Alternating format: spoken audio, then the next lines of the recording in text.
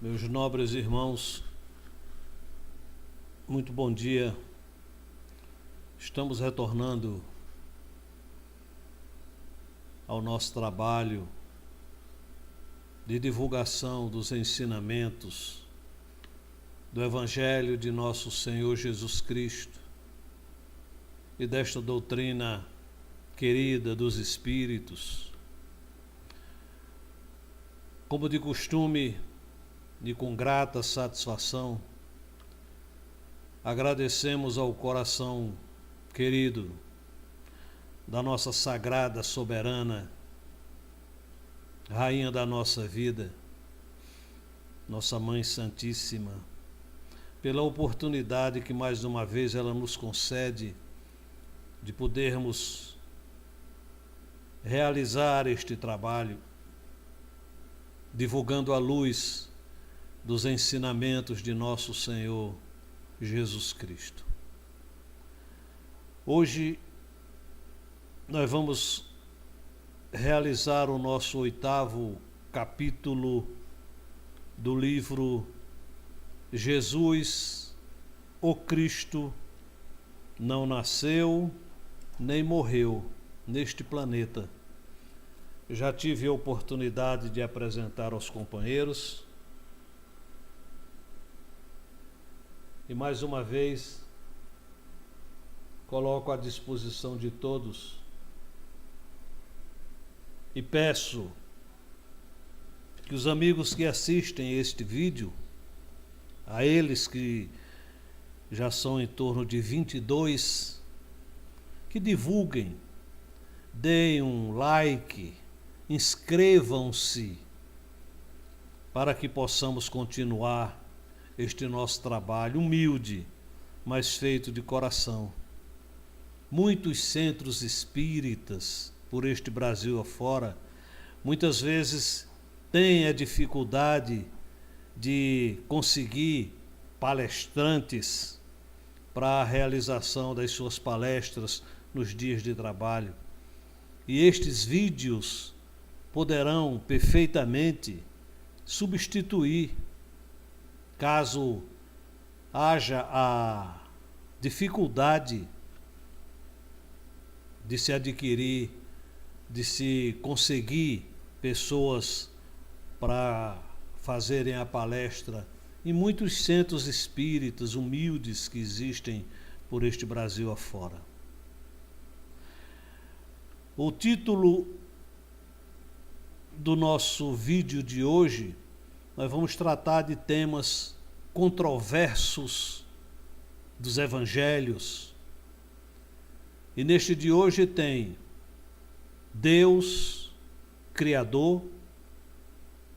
Segundo, Pai, afasta de mim esse cálice. 3, a tentação de Jesus. 4, almas gêmeas. E 5, a Santíssima Trindade. São temas que nós vamos desenvolver e eu tenho certeza que vai elucidar, retirar de muitos irmãos dúvidas. E vamos iniciar por Deus Criador. Deus precisa preocupar-se com a existência de um princípio espiritual em evolução particularmente? Essa é a pergunta. Antes de expor aqui as minhas ideias, eu vou transcrever o pensamento de Kardec no seu livro A Gênese, capítulo 2, página 69, da LAC, para que alguém não diga que eu desconhecia essa opinião. Diz ele, Kardec, aspas, como é que Deus, tão grande, tão poderoso, tão superior a tudo, pode imiscuir-se em detalhes ínfimos, preocupar-se com as menores ações, os menores pensamentos de cada indivíduo? Esta é a pergunta que o incrédulo faz a si mesmo, chegando à conclusão de que, na hipótese de existir Deus, sua ação não deve estender-se senão às leis gerais do universo, que o universo funciona por toda a eternidade em virtude dessas leis, às quais se submetem todas as criaturas em sua defesa, em sua esfera de atividade, sem que seja necessário o concurso incessante da providência. Fecha aspas. Os espíritos superiores respondem a Kardec: Deus é a inteligência suprema, causa primeira de todas as coisas. E nos seus atributos, Deus é a suprema e soberana inteligência. Deus é eterno, Deus é imutável, Deus é imaterial, Deus é todo-poderoso, Deus é soberanamente justo e bom, Deus é infinitamente perfeito, Deus é único, e fora o que nós não sabemos o que ele seja. Não quero aqui contraditar Kardec, porque conheço a minha insignificância para tal. Sem ser incrédulo, pois acredito que não me incluo nessa classe, quero apenas colocar o meu raciocínio e minha opinião, e se eu estiver errado, eu coloco a culpa na minha ignorância. Se não, vejamos, Deus é eterno, de toda a eternidade ele cria, sem cessar, como disse Jesus no Evangelho, meu Pai trabalha até hoje. A nossa mente é insignificante para imaginarmos a quantidade de princípios espirituais que esse Pai já criou. Sem contar os que já se tornaram espíritos e aqueles que estão em evolução desde toda a eternidade. É coisa para se ficar louco. A criação divina é o incomensurável elevado a N. O universo é outra coisa incompreensível. A quantidade de mundos, planetas, sóis, sistemas de sóis, nebulosas, galáxias, sistemas planetários, sistemas de galáxias, vias lácteas, constelações, sistemas de constelações, etc., etc., etc., sem falar das incomensuráveis dimensões espirituais. É comum perguntarem para a gente onde Deus coloca tantos espíritos. Respondo dizendo que os números são infinitos. Cada dimensão espiritual é um número. Por aí você tira onde Deus coloca a sua criação. Luciano dos Anjos escreveu um livro sob o título de Deus é o absurdo. E é. Agora vem o nosso raciocínio. O homem é considerado o rei da criação. O homem sabe, por exemplo, da existência de formigas, mas o homem conhece cada uma em particular? Esse é um exemplo bem terra a terra, mas para que entendam onde quero chegar. Deus está em nós, isso é inegável. Nós estamos em Deus, isso também é verdade. Estamos ligados à fonte pela eternidade afora. Mas será que Deus tem necessidade de conhecer cada princípio espiritual ou espírito em evolução particularmente? Essa é a pergunta. Ele sabe que existem, mas conhecer cada um em particular, eu não vejo necessidade. Primeiro, porque a sua criação é infinita. Segundo, porque tudo está sob a regência absoluta de suas leis sábias e perfeitas. E terceiro, porque tem quem cuide de cada um de nós, o nosso anjo de guarda, o nosso guia espiritual. Outro exemplo, terra a terra. Imaginemos o presidente da República. Ele sabe da existência de 200 milhões de habitantes no seu país, mas ele conhece cada um em particular? Eu duvido.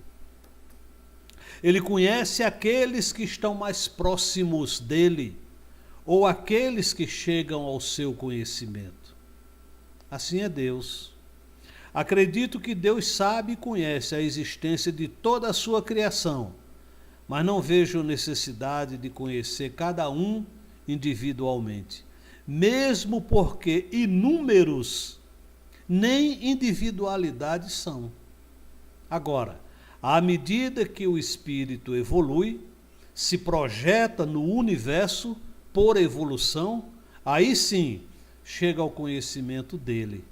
É assim que eu penso e admito que posso estar equivocado. Outro título: Pai, afasta de mim esse cálice, registrado em Mateus, capítulo 14, versículo 36, e Lucas, capítulo 22, versículo 42. Existem certas passagens nos evangelhos que eu sinceramente luto, faço o possível para entender e aceitar, mas racionalmente falando, eu não consigo, pois não vejo lógica nisso. A história registra fatos ocorridos com inúmeros homens e mulheres que, por intolerância religiosa, por profunda ignorância de certos poderosos, suas vidas foram ceifadas da maneira mais cruel que a mente humana pode imaginar.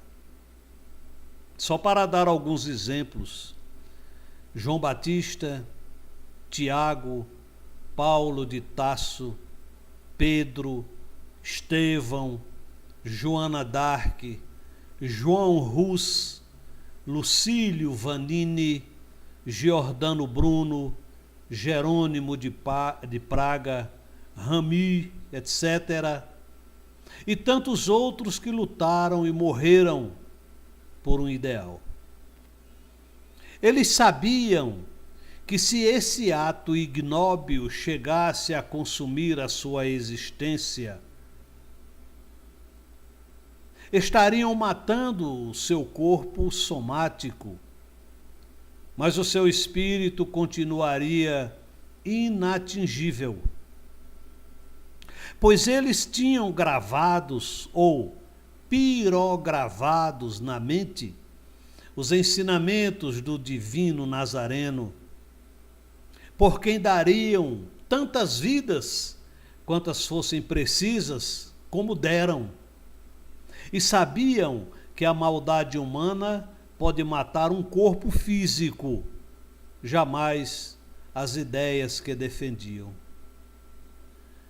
Com a coragem de gigantes, ofereceram as suas vidas em holocausto até as últimas erguidas. A história não registra nenhum pedido de clemência de nenhum deles. Ninguém abriu a boca para dizer: Senhor Jesus, se é possível, afasta de mim este cálice. Ninguém.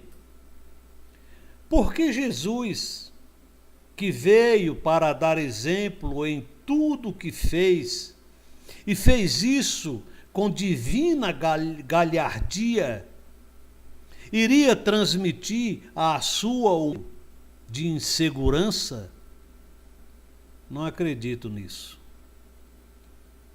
Mas acredito que colocaram esta frase na boca dele, com a ideia até de humanizá-lo. Posso até estar errado, mas fico com o meu pensamento. Quando certos homens tentam humanizar Jesus, é para poder colocar nele certas fraquezas, certos sentimentos que só os homens têm. Fazendo assim, eles justificam certas passagens nos evangelhos que são inadmissíveis num Cristo de Deus. Quem tem olhos de ver, que vejam, já dizia o grande mestre. Outro tema, a tentação de Jesus. Meus amigos, não existe no Antigo Testamento, nem no Novo Testamento, absolutamente nada que confirme a tal da revolta dos anjos no céu.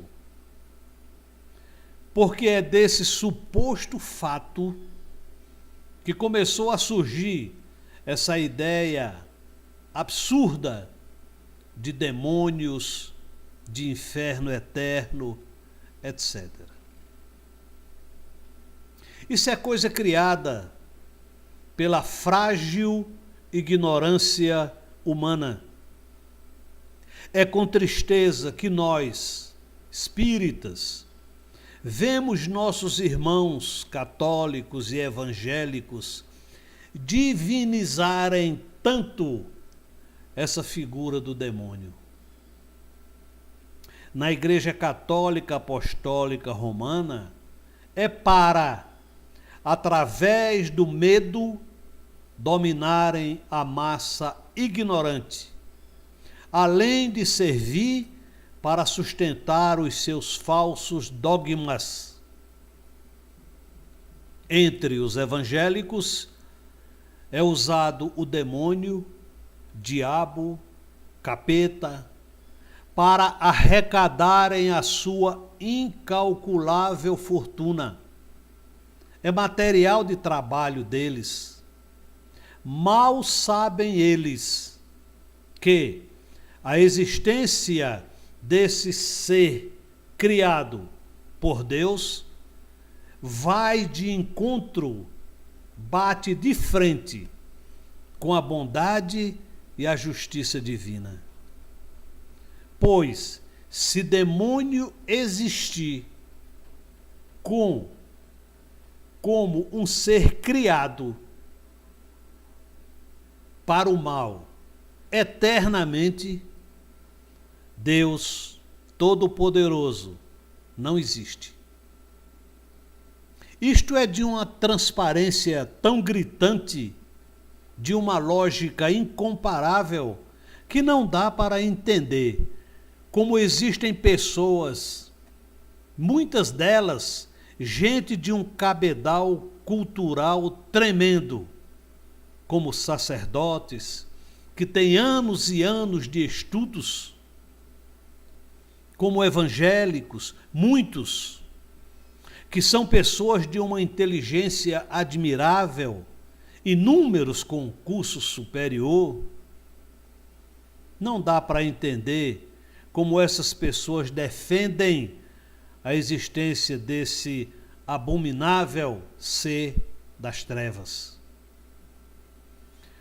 Foi por essa razão que Jesus disse no seu evangelho: graças te dou, ó Pai, Senhor dos céus e da terra, que ocultaste estas coisas aos sábios e aos entendidos e as revelaste aos pequeninos, registrado em Mateus capítulo 11, versículo 25. Ninguém penetra em áreas do conhecimento se não estiver devidamente preparado para isso. É por essa razão que nós entendemos aqueles que não pensam como nós. E aqui não vai orgulho, não, por nos acharmos melhores e mais dotados do que eles. Não, absolutamente não. É que nós, espíritas, já estamos no degrau evolutivo do entendimento que nos faculta compreendermos certas coisas que eles ainda não têm permissão para isso. Infelizmente, existem pessoas que dizem: eu acredito porque o padre disse, porque o pastor disse. São esses irmãos que aceitam o que os outros dizem, sem ao menos cogitarem se eles estão certos, se estão dizendo a verdade. Deus nos deu a inteligência, o raciocínio, para a gente usar. Cabeça não foi feita para embelezar o corpo. Veja se o que lhe dizem está de acordo com a sua inteligência, com a sua razão, o seu bom senso. Vá buscar a opinião de outras pessoas mais cultas e entendidas, como inclusive em outros autores, pois existem muita gente boa que não rezam pelo catecismo dos padres e pastores. Então raciocinemos. Deus, nosso Pai, Supremo Senhor da vida, dos universos materiais e espirituais, de tudo que existe, tudo, absolutamente tudo, é criação desse Pai Supremo. Ora, se Deus tudo criou e se o demônio existe, tem que ser criação de Deus. Não existe outra saída. Agora perguntamos: como pode um ser que reúne em si todas as virtudes, toda a perfeição em grau absoluto, criar um ser, filho do seu mais puro amor, conhecendo Deus, o passado, o presente e o futuro, e esse filho, por causa de um erro cometido pela sua ignorância, ser lançado no inferno eterno para nunca mais sair de lá? Que pai desnaturado é esse? Isso é rebaixar a Deus à pior condição, do pior dos homens. Se ele, Deus, conhecia e tinha que conhecer o destino desse filho, e que um dia ele seria lançado no fogo do inferno para nunca mais sair de lá, porque ele o criou. O que nós aprendemos dessa doutrina querida dos espíritos é que não existem demônios, diabo, cão, capeta, Satanás. Essa turma toda, como seres criados, e muito menos esse inferno eterno, inventado pela Igreja Romana para poder, pelo medo, dominar as massas ignaras, e arrancar delas o último vintém, hoje real, daqueles que estavam abarrotados de crimes e compravam o perdão, enchendo o bisaco, o saco, a bolsa, hoje banco, dessa igreja que arrota dinheiro por todos os poros. Por outro lado, vamos supor que esse demônio realmente existisse. Ele seria um espírito das trevas. Ora, todo mundo sabe que treva não se aproxima de luz. Esse ser, demônio, jamais teria a mínima condição de se aproximar de Jesus, porque ele, demônio, não suportaria a irradiação emanada desse Cristo de Deus. Um espírito inferior, quando tenta se aproximar de um espírito elevado, acontece como quando nós nos aproximamos do fogo. Quanto mais chegarmos perto do fogo, maior a intensidade da dor. Por essa razão, entidades inferiores respeitam, se escondem, se sentem mal, fogem com a presença, com a aproximação de um espírito de luz, a menos que ele permita essa aproximação. Por essas e outras razões, eu não acredito nessa história de tentação de Jesus.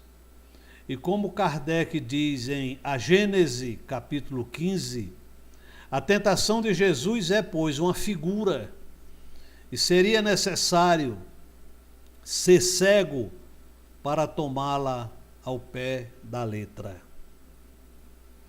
Outra coisa que queremos perguntar: quem estava lá no deserto com Jesus esse tempo todo para registrar isso? Ninguém. Tentação, alguém bolou essa história, e bem bolada, que os menos entendidos engolem com uma facilidade tremenda. Vejamos o que o nosso querido Carlos Torres Pastorino diz no seu volume 1 de Sabedoria do Evangelho, páginas 118 e 119.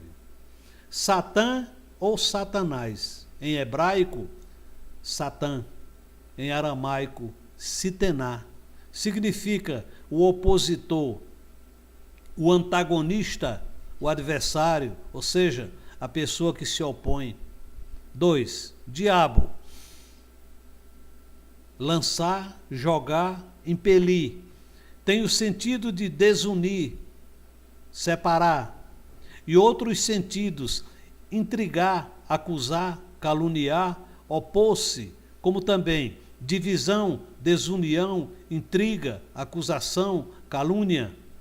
E também que separa, que divide, adversário, opositor, provocador, acusador, caluniador. Isso é diabo.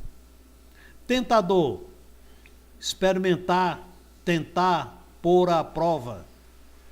Demônio é um espírito desencarnado com 3 graus de evolução: bons, irregulares e pouco elucidados, e mais impuro, não purificado, não evoluído, atrasado, mal, sofredor.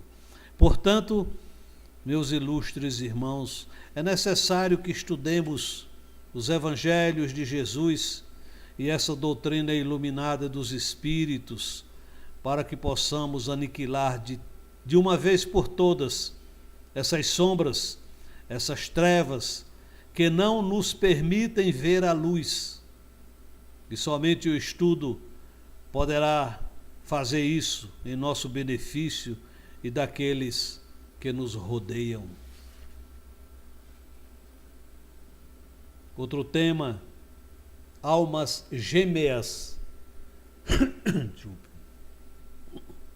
O Livro dos Espíritos, na questão 298, as almas que deverão se unir, predestinadas a essa união desde sua origem, e cada um de nós tem, em alguma parte do universo, sua metade, à qual se unirá fatalmente um dia? A resposta: não. Não existe união particular e fatal entre duas almas. A união existe entre todos os espíritos, mas em graus diferentes, segundo a categoria que ocupam, quer dizer, segundo a perfeição que adquiriram. Quanto mais perfeitas, mais unidas. Da discórdia nascem todos os males humanos, da concórdia resulta a felicidade completa. Livro dos Espíritos, da editora ID, página 156, 157, Allan Kardec. Certa vez, o querido instrutor espiritual Emmanuel disse ao Chico Xavier: se algum dia ele, Emmanuel, aconselhasse algo que não estivesse de acordo com os ensinamentos de Jesus e as lições de Allan Kardec, que ele, Chico, deveria permanecer com Jesus e Kardec e procurasse esquecê-lo. Emmanuel disse isso para o Chico. No livro O Consolador, ditado pelo Espírito Emmanuel e psicografado por Francisco Cândido Xavier, publicação da Federação Espírita Brasileira, nas páginas 185 e 189 da questão número 330, o instrutor Emmanuel responde às perguntas sobre almas gêmeas. Foi questionado pela FEB, em função da colocação feita pela espiritualidade superior, ao responder a Kardec no Livro dos Espíritos, a questão 298, acima colocada. A resposta dos mensageiros espirituais, responsáveis pela codificação, se reporta à união particular e fatal entre duas almas. Quem fala de metade eterna é Kardec. Emmanuel fala sobre a tese das almas gêmeas e diz ele em seguida, na página 233 de O Consolador: a tese, entre aspas, a tese, todavia, é mais complexa do que parece ao primeiro exame e sugere mais vasta meditação às tendências do século, no capítulo do divorcismo e do pansexualismo, em que a ciência menos construtiva vem lançando nos espíritos, mesmo porque, com a expressão almas gêmeas, não desejamos dizer metades eternas, e ninguém, a rigor, pode estribar-se no enunciado para desistir de veneráveis compromissos assumidos na escola redentora do mundo, sob pena de aumentar os próprios débitos com difíceis obrigações à frente da lei. Antes, ele pede a conservação no texto da humilde exposição à tese das almas gêmeas, e a FEB atendeu. Vejo nisso a grandiosidade desse Espírito, Emmanuel, e tenho certeza absoluta de que ele sabe alguma coisa a esse respeito. Porque nós não podemos atribuir de maneira nenhuma aqui problema de filtragem mediúnica, sabendo nós do potencial mediúnico do nosso querido Chico Xavier. Se não, vejamos, são 8 perguntas e respostas sobre o tema. Se a ideia do instrutor espiritual tivesse sido recebida pelo médium de maneira deturpada, tenho certeza de que o próprio Emmanuel diria para o Chico: ei, eu não falei isso não, pode mudar. Mas isso não aconteceu. E ele, Emmanuel, ainda pediu à AFEB para conservar no texto a sua teoria das almas gêmeas. Talvez na esperança de que, algum dia, os homens alcancem o patamar desses conhecimentos e possam, sem se escandalizarem, assimilar essa ideia de maneira natural. Fico com o ensinamento do nosso Emmanuel, porque algo me diz que ele sabe de coisas mais avançadas a esse respeito. Tentou passar o ensinamento, mas viu que bateu na ignorância humana. E para não criar polêmicas, preferiu deixar que o tempo abrisse essa porta. E podem ter certeza que ela vai ser aberta. Não se aprofundou mais, porque com o questionamento ele descobriu que os homens ainda não estavam preparados para saltos mais altos no conhecimento superior. Há mais coisas entre o céu e a terra do que pode imaginar a nossa vã filosofia. William Shakespeare. Outro tema, a Santíssima Trindade. E Deus, Elohim, disse: façamos o homem à nossa imagem e semelhança. O Antigo Testamento registra uma passagem atribuída ao profeta Joel, 840 anos antes de Cristo. Joel está situado entre Oséias, Joel e Amós. Diz ele: e há de ser que, depois, derramarei o meu espírito sobre toda a carne, e vossos filhos e vossas filhas profetizarão. Os vossos velhos terão sonhos, e os vossos mancebos sonharão sonhos. Diz ele: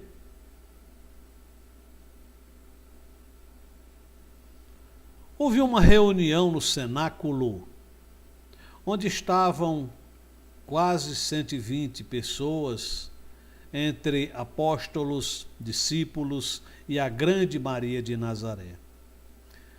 Essa reunião tinha como objetivo também a eleição de algum para substituir o apóstolo Judas, que havia se suicidado.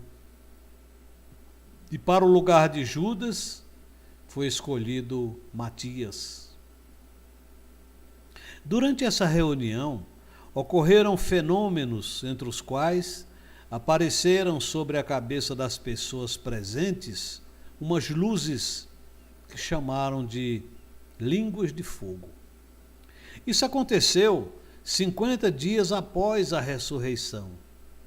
E a partir daquele momento, os apóstolos que antes viviam com medo, reunindo-se às escondidas, foram envolvidos por uma coragem que afastou todo o temor dos seus espíritos. Nesse dia, derramou-se sobre eles os dons da mediunidade. E Pedro, antes inculto, abriu as portas e foi para a rua e diante do povo fez o seu primeiro discurso. E as pessoas entendiam cada uma na sua própria língua, fenômeno chamado de xenoglossia. Cumpriu-se aqui a primeira parte da profecia do profeta Joel. Mas este episódio, a Igreja Católica Apostólica Romana criou um dogma tirado de uma lenda hindu e copiando outras civilizações que tinham suas divindades principais, como o Egito, a Grécia, os babilônios, os fenícios, os mesopotâmios, sírios, romanos, etc. Achou por bem criar a sua trindade. E a Igreja Católica, no Concílio de Nicéia, em 325, após ter sido rejeitado por 3 concílios, foi proclamado como artigo de fé o dogma da Santíssima Trindade, no Concílio de Nicéia, em 325, depois de Jesus. Deus Pai, Deus Filho e Deus Espírito Santo. Aí tem a pergunta no Catecismo Romano: o Pai é Deus? Sim. O Filho é Deus? Sim. O Espírito Santo é Deus? Sim. Então são 3 deuses? Não. São 3 pessoas, olha, pessoas distintas, mas só um Deus verdadeiro. Aí alguém disse, os outros 2 são falsos. E outro alguém já dizia, nunca vi 1 mais 1 mais 1 ser igual a 1.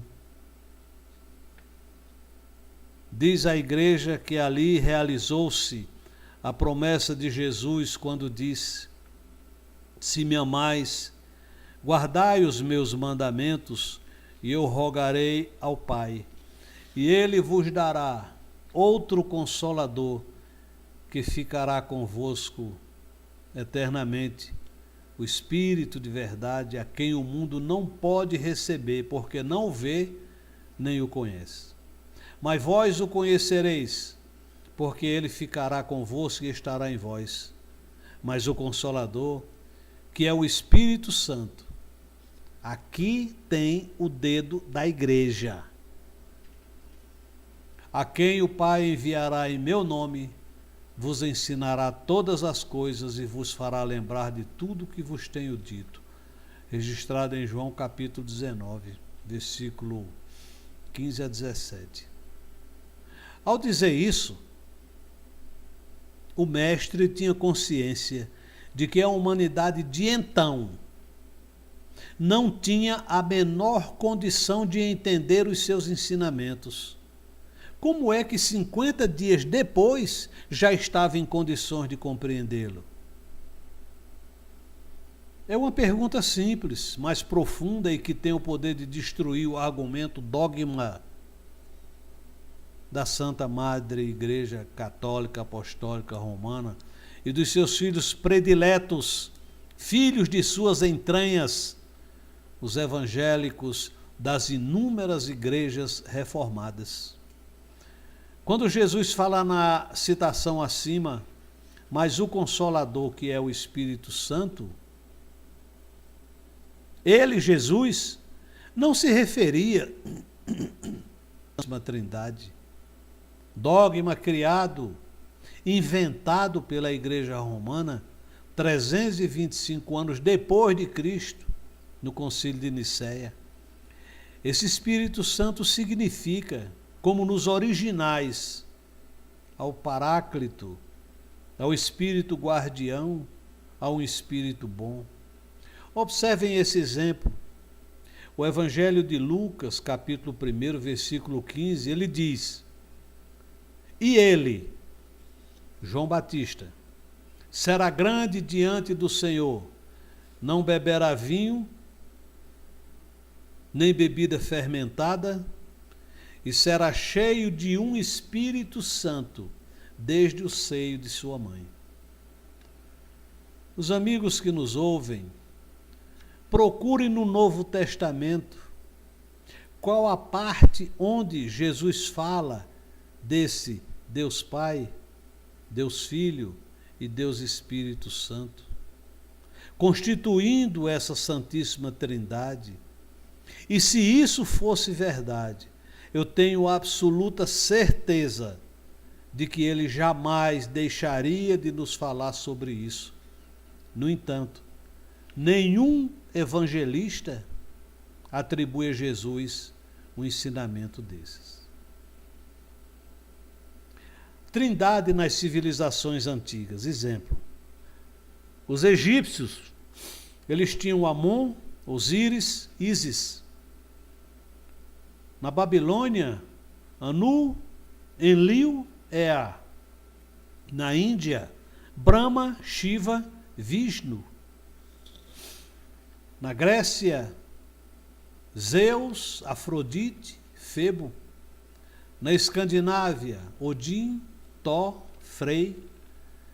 A trindade de Zoroastro, Osmus, Anaíta, Mitra. Trindade indígena brasileira, Monão Tupã, Jaci, Quaraci. Trindade católica, Deus Pai, Filho e Espírito Santo. Na Caldeia, Sim, Chamar, Está.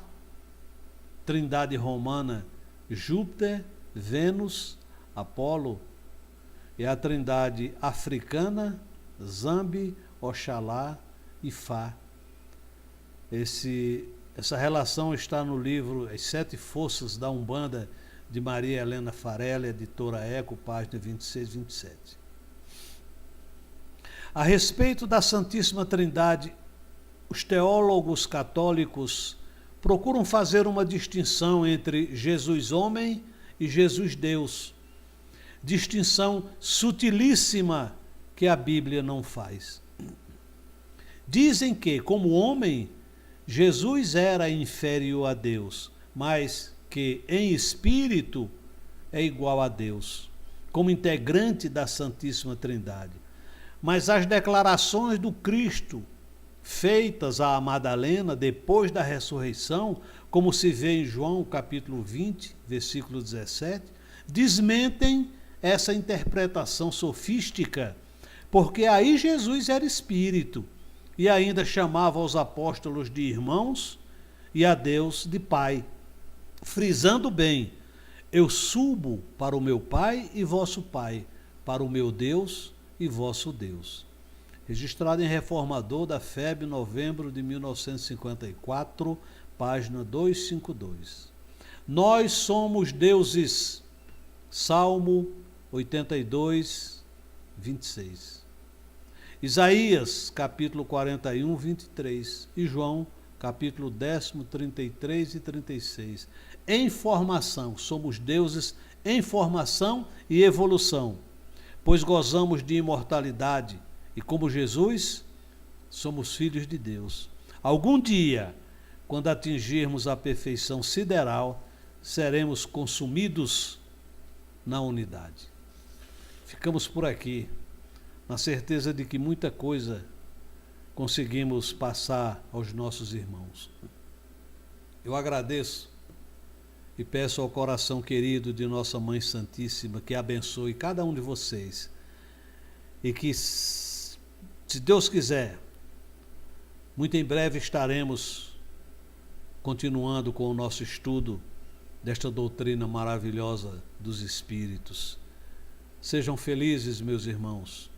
Confiem, o nosso destino foi programado por aquele que nos criou. Estamos trabalhando no aperfeiçoamento de nós mesmos, semeando, de acordo com a nossa capacidade, o bem, esses sentimentos que já conseguimos conquistar no nosso coração. Que a nossa sagrada soberana